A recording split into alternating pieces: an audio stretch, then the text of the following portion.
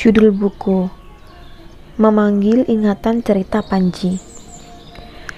Tembang dan Perang. Penulis Junaidi Setiono. Penerbit PT Kanisius. Tahun terbit 2020. Tebal 372 halaman. Presensi Idina Sabili.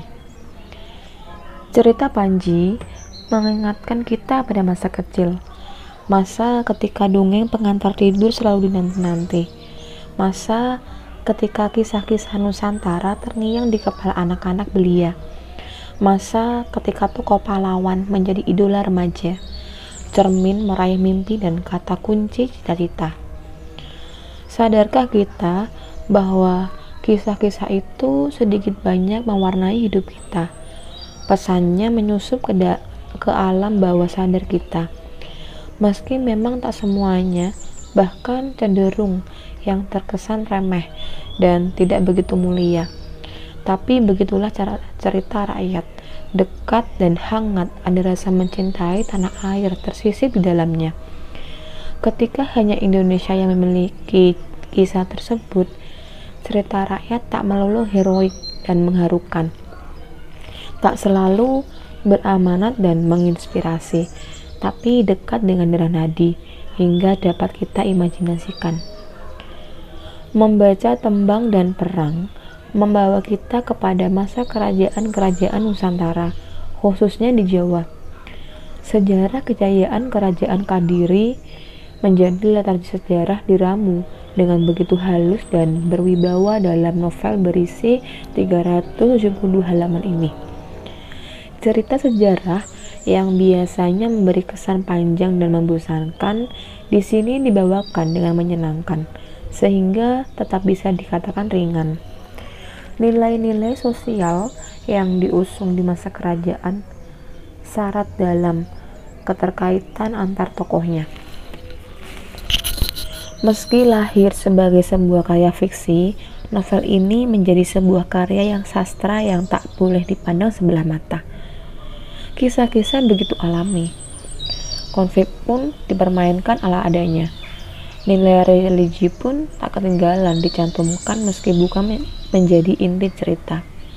Salah satunya kisah asal muasal manusia. Titik awal ia diciptakan Mahadewa, keberadaannya dari Swarga Loka, dan bagaimana akhirnya mereka turun ke dunia akibat perbuatan mereka. Tentu ini seperti tak asing di kepala saya sebagai seorang muslim. Kisah manusia pertama ciptaan Allah, Nabi Adam. Contohnya, pada halaman 109 dituliskan tentang penjelasan arti aksara Jawa, yakni hana caraka berarti ada utusan, tata sawala berarti lalu mereka bertengkar dan berkelahi, pada jayanya berarti mereka sama-sama kuatnya, maga batanga berarti akhirnya keduanya jadi bangkai. Di sini Rara Suci, bibi Pangeran Panji, menjabarkan ada maksud dari uraian aksara tersebut tentang hubungan antara pria dan wanita telah disuratkan oleh para leluhur, mulai dari bagaimana mereka berjumpa, mulai bercinta hingga akhirnya berpurna. Amanat luhur sebagai manusia yang hidup di muka bumi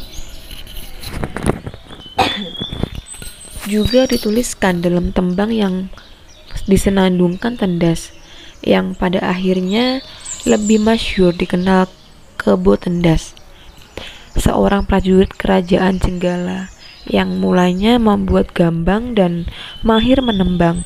Ini nantinya mendapat peran kuat dalam jalan cerita kisah Panji ini. Meski begitu, tetaplah Panji sebagai tokoh utama, sang pangeran mahkota, sang idaman semesta. Ia dengan kegagahannya berperang, ia dengan kejantanannya menaklukkan wanita, sempurna mempesona, sukses menyihir imajinasi para pembaca. Junaidi Setiono, atau biasa dipanggil Pak Jun, telah berhasil mengaduk emosi dan imajinasi pembaca novel sejarah melalui tokoh pangeran sang penakluk, Pangeran Panji alias Raden Kelana, alias Baginda Raja Kadiri. Latar belakang pendidikan bahasa di Universitas Negeri Semarang dan pemerhati sejarah Indonesia menjadikan Junaidi mampu mengolah diksi dan frasa yang memikat sempurna dalam menyuguhkan konflik politik kerajaan dipadukan romansa para pemangku kerajaan. Akhirnya, sebuah novel tetaplah sebuah karya yang tidak nyata, namun dengan membawa tema sejarah di dalamnya telah menunjukkan riset dan pendalaman cerita tentu tidak main-main dilalui oleh sang penulis. Sebagai pembaca, saya tentu memiliki banyak keterbatasan dalam mengamati novel ini. Namun, itu semua takkan sebanding jika mengingat begitu syarat pengetahuan dan amanat penting yang dapat diperoleh dari buku terbitan tahun 2020 ini. Bahkan di bagian awal juga dicantumkan silsilah raja-raja dari Erlangga Panji. Hal yang tak kalah menarik lagi dari isi cerita Panji dalam buku ini adalah bagaimana sosok Panji memperlakukan perempuan di sekelilingnya. Meski di masa tersebut sangat terkental dengan unsur-unsur patriarki, namun dengan berani Junaidi memaparkan sisi lain seorang Panji dengan karakter yang cukup bertolak belakang dengan stigma tersebut. Tidak hanya terbatas pada wanita-wanita priai di tlatah keraton. Istimewanya, sosok emban pun diberi ruang cerita dengan perhatian besar. Tidak salah jika novel ini juga menonjolkan aspek kemanusiaan di tengah kehidupan kerajaan di masa lalu, tepatnya di abad 12 tersebut. Novel ini telah diterjemahkan ke dalam bahasa Inggris dengan judul Panji Scratch oleh Dalang Publishing dan beredar di Amerika Serikat dan Kanada. Maka tak perlu lama lagi, mari kita baca dengan seksama dan teliti kisah Panji yang telah diramu dengan indah dan berwibawa ini. Selamat membaca dan temukan hal-hal istimewa.